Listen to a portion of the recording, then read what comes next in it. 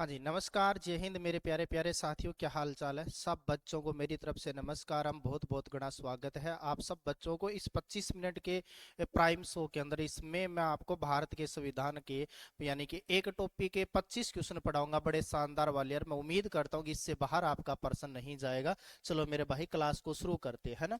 तो संविधान सभा के ऊपर बात करेंगे, प्रत्येक डेली एक नया टॉपिक आएगा। पहला प्रश्न आपके मोबाइल स्क्रीन पे आए कि संविधान सभा का गठन किस योजना के तहत हुआ था। आपको इसमें याद रखना होगा क्या क्या बातें।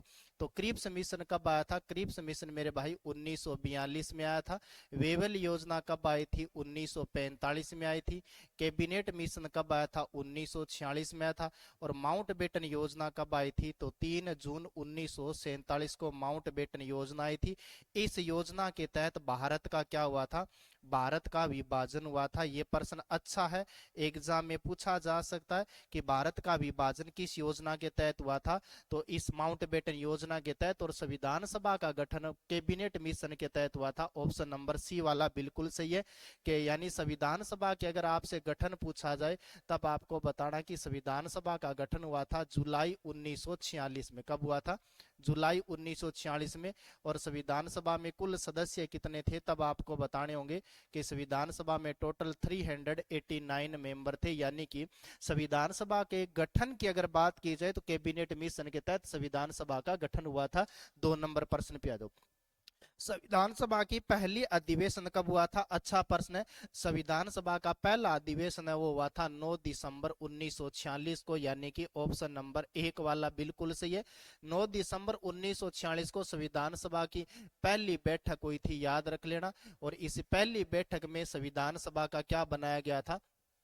तो इस पहली बैठक में संविधान सभा का अस्थायी अध्यक्ष बनाया गया था। संविधान सभा में अस्थायी अध्यक्ष किसे बनाया गया?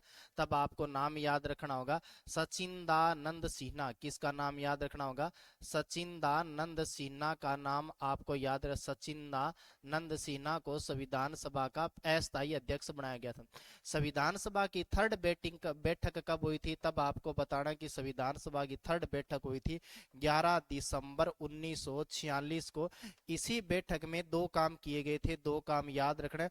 एक तो संविधान सभा का स्थायी अध्यक्ष किसे बनाया गया, यानी कि परमानेंट प्रेसिडेंट कौन सा था? तब आपको बताना कि संविधान सभा का परमानेंट प्रेसिडेंट बनाया गया था राजेंद्र प्रसाद को। और संविधान सभा का उपाध्यक्ष किसे बनाया गया था? तो उपाध्यक्ष बनाया गया था मेरे भाई एच सी मुखर्जी को बनाया गया था। किसको? एच सी मुखर्जी को बनाया गया था। और संविधान सभा का संवैधानिक सलाहकार कब बनाया गया था? तो संवैधानिक सलाहकार भी इसी बैठक में बनाया गया था। और संवैधानिक सलाहकार का क्या नाम था? तब आपको बताना है बेनेगल नरसिंह राव, यानी कि BN राव को। ये तीसरी बैठक में काम किया गया था। तो संविधान सभा की पहली बैठक 9 दिसंबर 1946 को हुई थी, याद रख लेना। अगले वाले प्रश्न पे आ जाओ। आगे वाला प्रश्न, संविधान सभा के अस्थायी अध्यक्ष कौन से थे? तो मैं आपको बता देता हूं, ये 4 ऑप्शन है। ये संविधान सभा के क्या थे मेरे भाई? तो ये संविधान सभा के अध्यक्ष थे, जो मैंने अभी आपको बताया था कि संविधान सभा का अध्यक्ष डॉक्टर राजेंद्र प्रसाद थे। याद रख लेना, संविधान सभा का अध्यक्ष लिखना था मुझे। तो ये संविधान सभा के अध्यक्ष है। संविधान सभा के अध्यक्ष किसे बनाया गया? डॉक्टर राजेंद्र प्रसाद को। मैंने बताया था कब बनाया गया था, तो 11 दिसंबर 1946 को। तो अस्थायी अध्यक्ष किसे बनाया गया था? सचिदानंद सिन्हा को। इनको कब बनाया गया? तो राजेंद्र प्रसाद को तो बनाया गया था 11 दिसंबर 1946 को। और इनको कब बनाया गया था? तो इनको बनाया गया था 9 दिसंबर 1946 को, संविधान सभा की पहली बैठक में। पंडित जवाहरलाल नेहरू ने, आपको याद रखना है कि पंडित जवाहरलाल नेहरू ने 11 दिसंबर 13 दिसंबर, पंडित जवाहरलाल नेहरू ने 13 दिसंबर 1946 को क्या किया था?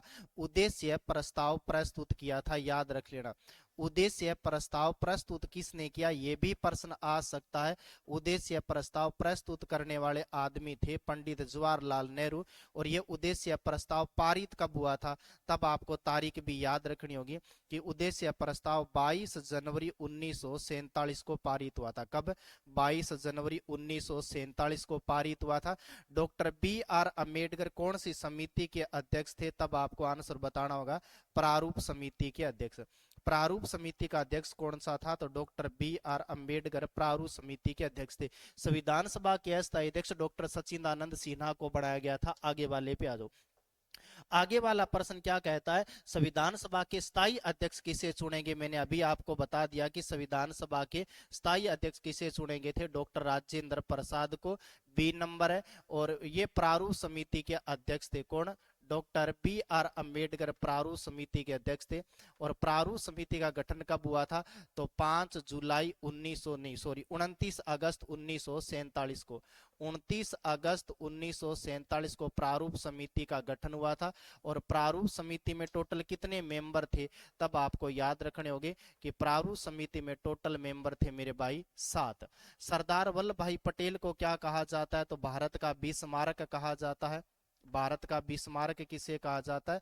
सरदार वल्लभ भाई पटेल को। और राजा जी किसे कहा जाता है? तो राजा जी कहा जाता है श्री राजगोपालचारी को। इसे भारत का आयरन मैन भी कहा जाता है। अगर आपसे पूछे कि आयरन मैन किसे कहा जाता है, तो सरदार वल्लभ भाई पटेल को। आगे वाले पे आ जाओ। संविधान सभा की प्रारूप समिति को कहा जाता है ड्राफ्ट कमेटी के अध्यक्ष कौन थे? मैंने अभी आपको बता दिया कि ड्राफ्ट कमेटी के अध्यक्ष कौन थे? तो डॉक्टर B.R. अम्बेडकर थे। राजेंद्र प्रसाद संविधान सभा के अध्यक्ष बने थे। ऑप्शन नंबर बी वाला। संविधान सभा में कुल कितने मेंबर थे, ये मैंने आपको बताना था। मैंने अभी आपको थोड़ी देर पहले बताया था कि संविधान सभा में कुल मेंबर कितने थे? 389 थे। इनमें से 296 सदस्यों का क्या हुआ था? तो 296 सदस्यों का मेरे भाई निर्वाचित हुए थे। क्या हुए थे? 296 सदस्य निर्वाचित हुए थे। इन 296 में से 292 सदस्य तो आए थे प्रांतों से, और 4 सदस्य कहां से आए थे? चीफ कमिश्नर क्षेत्र से आए थे। चीफ कमिश्नर क्षेत्र का मतलब ये होता है कि उस समय भारत में 4 केंद्र शासित प्रदेश थे। और 296 में से 93 सदस्य आए थे देशी रियासतों से। कहां से आए थे? देशी रियासतों से। कितने मेंबर आए थे? 93 मेंबर आए थे, याद रख लेना। 200 मेंबर के चुनाव हुए थे। ये 93 मेंबर है, ये 10 लाख की जनसंख्या पर एक मेंबर लिया जाता था। किसकी? 10 लाख की जनसंख्या पर एक मेंबर संविधान सभा में शामिल किया गया था। ये बात आपको याद रखनी है, ठीक है बात। जब माउंटबेटन योजना आई, यानी कि माउंटबेटन योजना कब आई? 3 जून 1947 को। तो माउंटबेटन योजना आने के बाद में देश का विभाजन हो गया। और ये योजना कब आई? 3 जून 1947 को आई थी। जैसे ही देश का विभाजन हुआ तो संविधान सभा में सदस्य संख्या घटकर कितनी रह गई थी? क्योंकि 2 देश बन गए तो 324 मेंबर रह गए थे। कितने मेंबर रह गए थे? 324 मेंबर रह गए थे। इसके बाद की अगर बात की जाए, जब भारत की आजादी के समय की बात बताऊं, तो आजादी के समय संविधान सभा में कितने मेंबर थे? मतलब आजादी के बाद में 31 अक्टूबर 1947 को संविधान सभा की बैठक हुई थी। उसमें 299 मेंबर थे। कितने थे? 299 मेंबर थे। यानी कि प्रारंभ में कितने मेंबर हो गए मेरे भाई? तो ये हो गया आपका ऑप्शन नंबर बी वाला, बिल्कुल सही है। आगे वाले पे आ जाओ। संविधान सभा को संविधान सभा ने संविधान को कब अंगीकृत किया था, मतलब अपनाया कब था? तब आपका देखो, संविधान सभा ने अंगीकृत की जगह अगर आपसे अधिनियमित पूछ ले तो अधिनियमित नाम भी सही होगा, है ना। अधिनियम की नियमित के बाद में अगर आपसे आत्मा पीड़ित पूछ ले कि भैया आत्मा पीड़ित कब किया गया, या फिर आपसे ये पूछ ले कि संविधान सभा ने पारित कब किया था, संविधान सभा द्वारा पारित, तब इन सब प्रश्नों का एक ही उत्तर आएगा। और वो उत्तर क्या आएगा? इन सारी चीजों का एक ही उत्तर आएगा, और वो आएगा 26 नवंबर 1949 को। 26 नवंबर 1949 को संविधान सभा ने भारतीय संविधान को अंगीकृत किया था। ऑप्शन नंबर सी वाला बिल्कुल सही है। 26 जनवरी 1950 को भारत का संपूर्ण संविधान लागू हुआ था। भारत का संपूर्ण संविधान कब लागू हुआ? तो 26 जनवरी 1950 को भारत का संपूर्ण संविधान लागू हुआ था। आगे वाले पे आ जाओ। भारतीय संविधान कब लागू हुआ? तो आप इसकी जगह आंसर दोगे 26 जनवरी 1950 को लागू हुआ था। और इस दिन क्या हुई थी? तो 24 जनवरी 1950 को संविधान सभा की अंतिम बैठक हुई थी। संविधान सभा की अंतिम बैठक कब हुई? तो संविधान सभा की अंतिम बैठक 24 जनवरी 1950 को हुई थी। और इस समय भारत को क्या मिली थी? तो इस दिन भारत को आजादी मिली, याद रख लेना। भारत को आजादी मतलब भारत को स्वतंत्रता कब मिली? तो 15 अगस्त 1947 को। आगे वाले, संविधान सभा में कुल कितने सत्र हुए? सत्र का मतलब होता है मेरे भाई अधिवेशन। क्या होता है? संविधान सभा में कुल कितने अधिवेशन हुए? तब आपको बताना कि संविधान सभा में टोटल 11 अधिवेशन हुए थे। और संविधान सभा में कितनी बैठक हुई थी? तब बैठक पूछे तो 165 हुई थी। और संविधान सभा में कितने वाचन हुए थे? तो वाचन में आपको नाम याद रखना है, 3 वाचन हुए। अब देखो सभी, इनमें आपको एक पॉइंट और याद रखना होगा, वो अगर आपसे पूछा जाए तो मैं यहाँ इसके बारे में आपसे बात बता देता हूँ, इसको मिटा देता हूँ। अगर आपसे ये पूछे कि संविधान सभा में कितने वाचन हुए, तो 11 प्लस 1 बराबर 12। बैठक पूछे तो 165 प्लस 1 बराबर 166। अब ये अगर कुल पूछे तो 12 बताने, अगर सीधा पूछे तो 11 बताना, कुल पूछे तो 166 बताना होगा। यहाँ कुल कितने सत्र हुए थे, तब आपको आंसर बताना है कि कुल 12 सत्र हुए थे। वैसे अगर पूछा जाए तो 13 हुए थे, कुल कितने हुए, तब आपको आंसर 12 बताना होगा। आगे वाले पे आ जाओ। संविधान सभा को संविधान बनाने में कितना टाइम लगा था? तब आपको बताना है कि 2 वर्ष 11 माह 18 दिन लगे थे। और टोटल खर्चा कितना आया था? तो संविधान बनने पर टोटल खर्चा आया था 63,96,729 रुपए का खर्च आया था। यानी कि लगभग कितना खर्चा आया था? तो 64 लाख रुपए का खर्चा आया था। ये लगभग है मेरे भाई, लगभग अगर पूछे तो 64 लाख बता देना। वैसे अगर पूछे तो इतना खर्चा आया था। 2 वर्ष 11 माह 18 दिन में भारत का संविधान बनकर तैयार हो गया। उद्देश्य प्रस्ताव मतलब ऑब्जेक्टिव रिलोजेशन किसने प्रस्तुत किया था? मैंने अभी बताया था कि उद्देश्य प्रस्ताव 13 दिसंबर 1946 को किसने रखा था? मैंने आपको थोड़ी देर पहले ही बता दिया था कि ये रखने वाले कौन थे? पंडित जवाहरलाल नेहरू।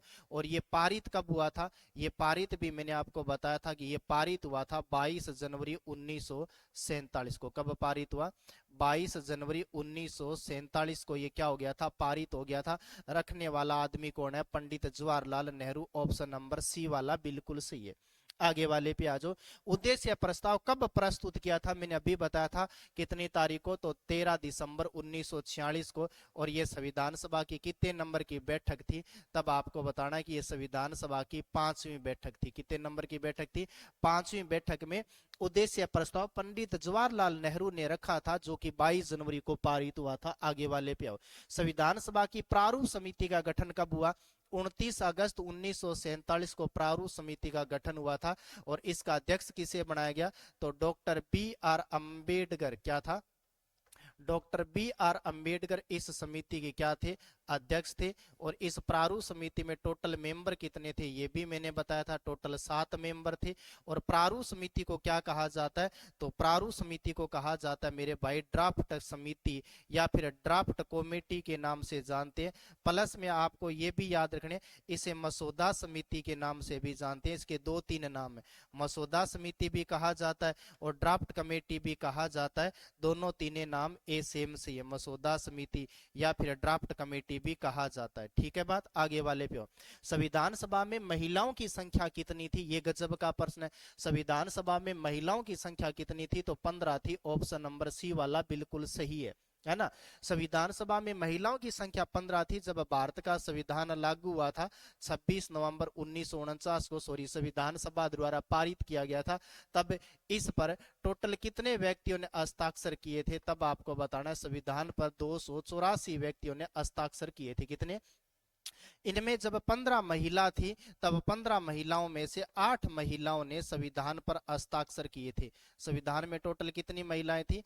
15 महिला थी, जिनमें 8 महिलाओं ने संविधान पर क्या किए थे मेरे भाई? हस्ताक्षर किए थे। याद रख लेना, 8 महिला थी। टोटल 15 महिला थी, लेकिन संविधान पर 8 महिलाओं ने हस्ताक्षर किए थे। इन महिलाओं की जो मेन मुख्य महिला थी, उसका नाम था हंसा मेहता। मुख्य महिला का क्या नाम था? 15 महिलाओं का लीडर एकमात्र मुस्लिम महिला थी, उसका नाम था एजाज बेगम रसूल। क्या नाम था? एजाज बेगम रसूल एकमात्र मुस्लिम महिला थी। ये बात आपको याद रखनी है। आगे वाले पे आ जाओ। संविधान सभा के संवैधानिक सलाहकार कौन थे? मैंने अभी आपको बताया था, ये सारे के सारे है ना, ये प्रारूप समिति के मेंबर है। ये किसके मेंबर है मेरे भाई? तो आपको बताना है कि ये सारे के सारे प्रारूप समिति के मेंबर है। किसके मेंबर है? प्रारूप समिति के। लेकिन संविधान सभा के संवैधानिक सलाहकार बी.एन. राव थे, बनेगल नरसिंह राव। ऑप्शन नंबर 1 वाला बिल्कुल से। थोड़ी देर पहले मैंने इस प्रश्न पे सारी बातें आपको बताई थी। संविधान सभा का गठन का आधार क्या था? मतलब संविधान सभा का गठन किस आधार पर हुआ था? प्रत्यक्ष चुनाव था या मनोनयन था या अप्रत्यक्ष चुनाव था? तो संविधान सभा के गठन का आधार अप्रत्यक्ष चुनाव था। ऑप्शन नंबर सी वाला बिल्कुल सही है ना, सी वाला। मतलब इसमें जनता ने भाग नहीं लिया था, मेन रियासतों से मेंबर चुने गए थे। तो आपका याद रखना अप्रत्यक्ष चुनाव था। संविधान सभा में कितने सदस्य विभाजन के बाद भारत में रहे थे? मैंने बताया कि भारत का विभाजन कब हुआ था। तब देखो भारत का विभाजन हुआ था। देखो कुल मेंबर पूछे आपसे, तो कुल मेंबर आपको बताना कि संविधान सभा में कुल मेंबर कितने थे? 389 थे। और भारत का विभाजन हुआ, तो भारत का विभाजन 3 जून 1947 को माउंटबेटन योजना के तहत हुआ। भारत विभाजन के समय इतने थे। बाद में आजादी के समय, है ना, आजादी के समय यानी 31 अक्टूबर 1947 को आजादी के समय 299 व्यक्ति थे। और अगर जब संविधान पर हस्ताक्षर किए तब कितने व्यक्ति थे? तो 284 व्यक्ति थे। अब इनमें से कौन सा ऑप्शन आपको दिखाई दे रहा है? ये तो कुल मेंबर है, ये तो हो नहीं सकता। तो आपको ऑप्शन नंबर 1 पर क्लिक कर देना है। 1 नंबर वाला बिल्कुल सही हो जाएगा। डिपेंड करता है कि ऑप्शन में क्या देख रखा है आगे वाले। संविधान सभा की अंतिम बैठक कब हुई थी? तब आपको बताना है 24 जनवरी 1950 को संविधान सभा की अंतिम बैठक हुई थी। और इस बैठक में आपको बताना है कि 3 काम आपको याद रखने हैं। नंबर 1, इस बैठक में राजेंद्र प्रसाद को भारत का क्या चुना गया था? तो इसी बैठक में राजेंद्र प्रसाद को भारत का राष्ट्रपति चुन लिया था। एक तो ये याद रख लेना।